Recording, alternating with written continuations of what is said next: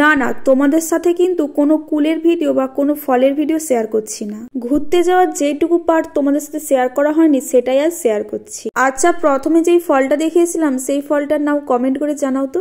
আর এখন যেই ফলটা দেখলে এটা কিন্তু কাঁচফল। সকাল সকাল বনে গিয়ে কাঁচফল তুলে নিয়ে আসার পর খেয়েছিলাম একটা কফি, তারপর একটুখানি কেক খেয়ে নিয়েছিলাম। কেক খেয়েছিলাম কারণ সেদিন ছিল 25শে ডিসেম্বর। হ্যাঁ হ্যাঁ, একদম ঠিক ধরেছো, ভিডিওটা কিন্তু আগের বছরের।